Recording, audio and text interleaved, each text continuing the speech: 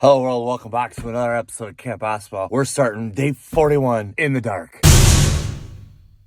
Hello YouTube, welcome. It's 5 o'clock in the morning. We made it to day 41. How are you doing on this fantastic Tuesday? Morning, how can I help you? Good morning. Can I have a large green tea black and a large cappuccino, please? Good morning to you. How are you? Great, how are you doing? Fantastic. Good. Happy Tuesday. I had to come back to work. Oh yeah, how was your vacation? Fantastic. Good. I'm glad. Sat on the bay at the dock all week. Yeah? Did nothing. Weather was all right? Oh, it's beautiful. Good. Yeah. See you soon. Have a great day. Yes, Tuesday, August 20th. I got a little behind, so this video's coming at you in just about real time. I'm gonna do a coffee run this morning, edit and upload. So have a wicked awesome Tuesday, August the 20th, and I hope you enjoy my conversation of what the world needs now. It is What the World Needs Now with Tom Whisinnand and Josh Monroe. And we have a very, very cool guest. Brian Aspinall is back with us with some huge news about what is about to happen with What the World Needs Now.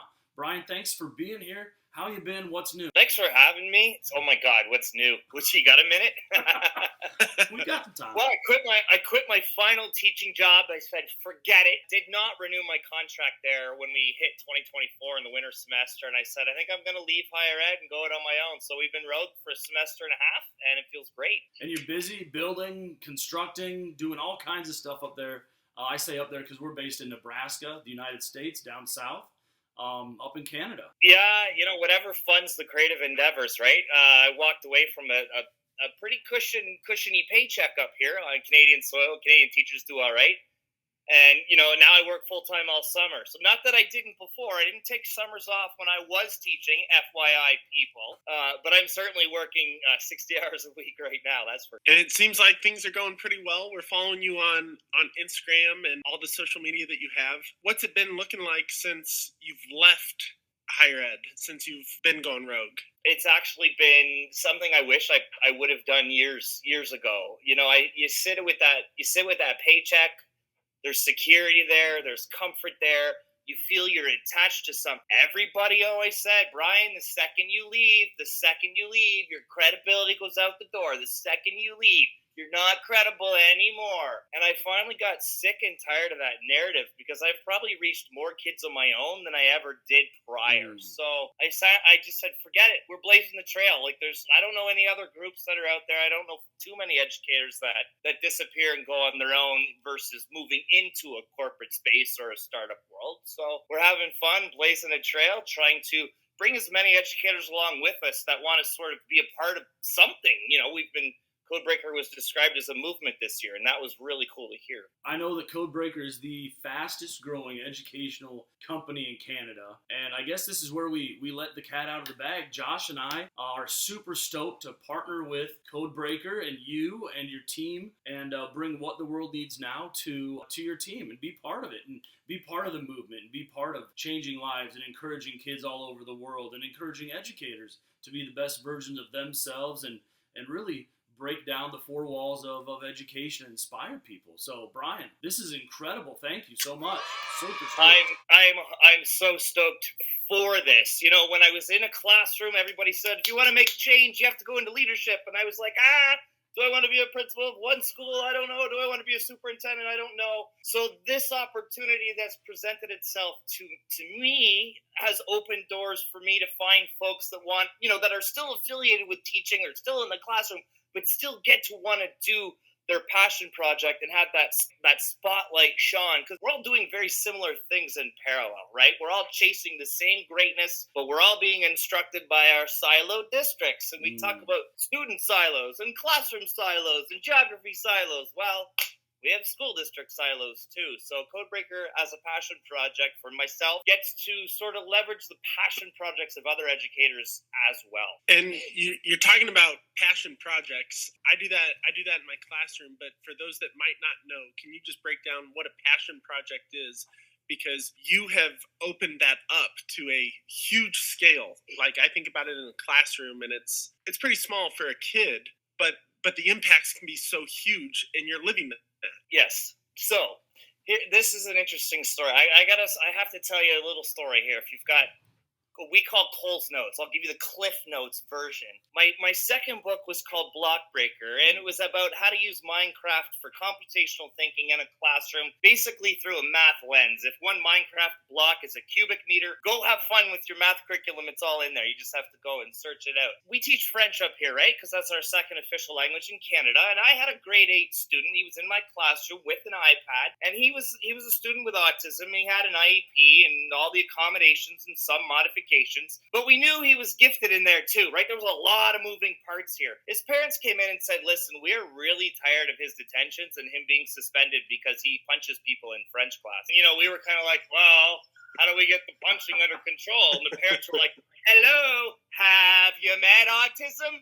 Have ya? And they were like, respectfully, our child's going to pursue his strengths in life, like all of our people. However, you keep putting him in situations that bring him discomfort without understanding the complexities of the neurodiversity that goes on inside this young person, on top of the regular emotions we get when we're 13 years old. And that really got me thinking, and that opened the door for us to, number one, we wrote Minecraft into his IEP, so he started going to French class because French became en français in the Minecraft world. Well, he was doing his math projects for me, but writing the signs and the instructions en français for the teacher. So we went from avoiding French class because I hate it, punching kids because the kid was smarter than us.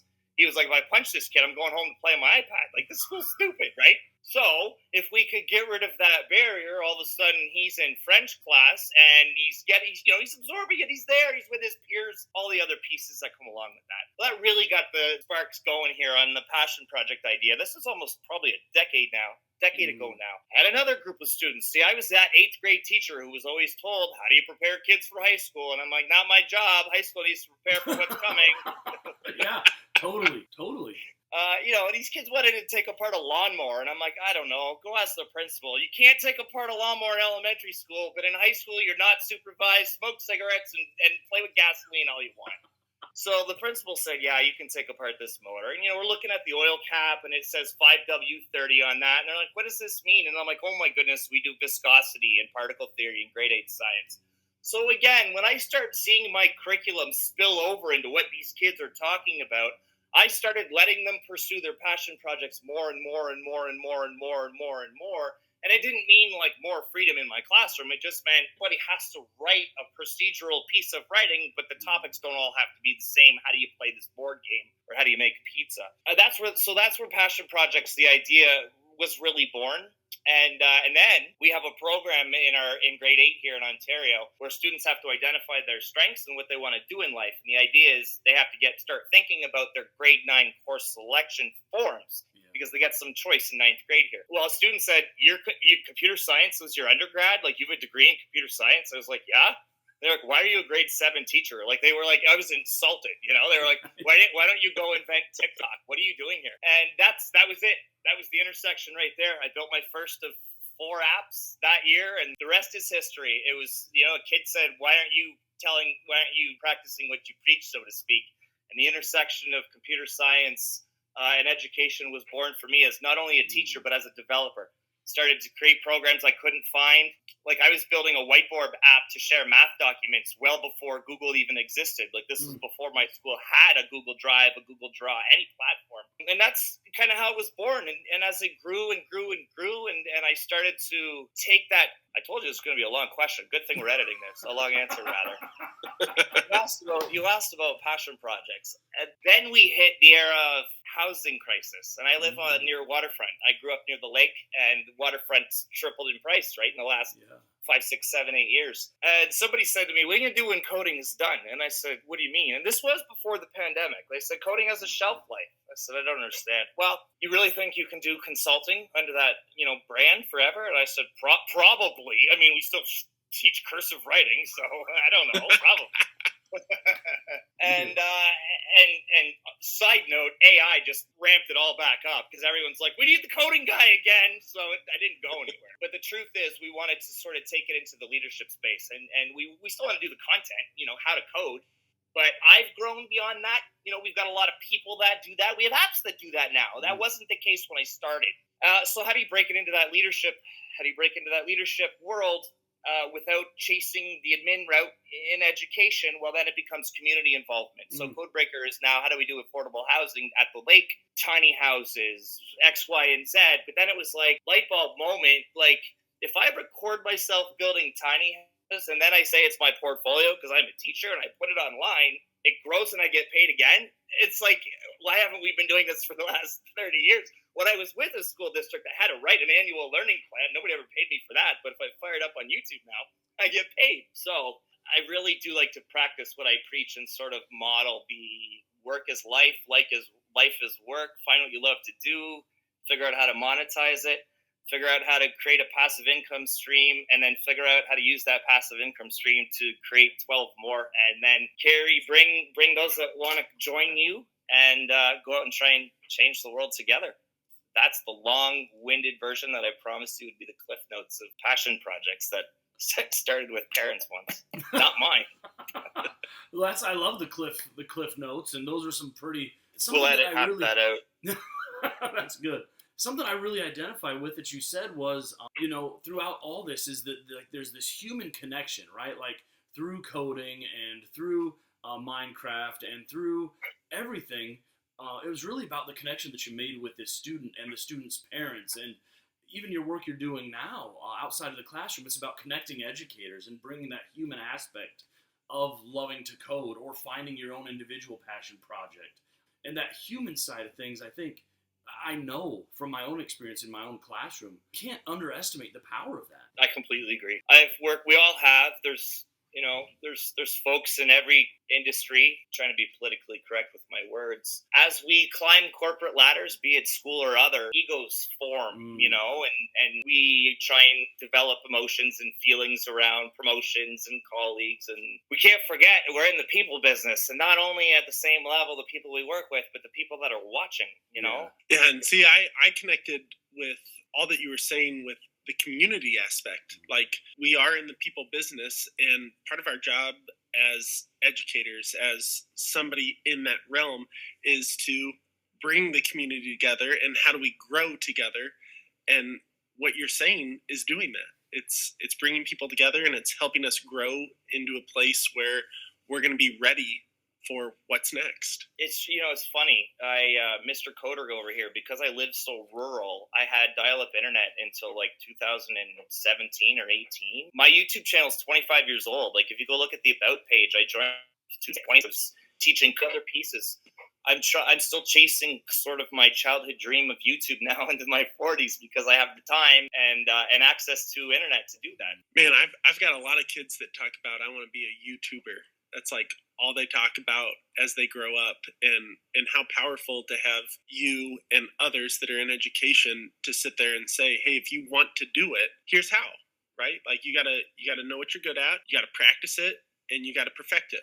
You've got a pretty healthy following too there on some of those channels you play in, I think. So yeah, I get it. You get it. I think that you want to be a YouTuber, well, you're going to have to understand purpose and audience from the literacy curriculum. Everything we told you about don't judge a book by its cover, you can throw out the window, because that rule doesn't apply. It is judge a book by its cover on the YouTube land. We're going to talk about persuasive writing. We're going to talk about number sense and all the math that goes into the hits. We're going to talk about median, and mode, because you're going to get 75% thumbs up on your channel. We're going to open up Google Street View, and we're going to look up the country Sri Lanka because you had a referral come over. You had a hit to your YouTube channel from that country. What do you think their weather is in November, just looking at the Street View? So our curriculum still applies, right? So to modern times, we just have to be innovative with how we choose to find it or how we choose to see it. 100%. Well, we're super excited. I know the first few interviews, we are totally stoked. We have some of your amazing authors from Codebreaker that we're going to interview, and read their books, Friday Night Reads, and it is absolutely amazing, the breadth of expertise that they have and they bring to the table. But then they don't share it with adults. They share it at a very fundamentally student-friendly level. So I'm super stoked to get into that. One of the perks, I think, about everybody's connected or affiliated with us is that everybody's connected to a kid in at least one unit separation, myself included. Like, those three authors, with the exception of Toby, who's just recently not connected to education, everybody else is still in the system. We're all still in it, Yeah. I just turned down a job for the fall semester, so I'm still in it. At least the Faculty of Ed still thinks I have credentials after 6 months. It's not totally out the window. No, they just can't find anybody. You know that's true. Higher ed.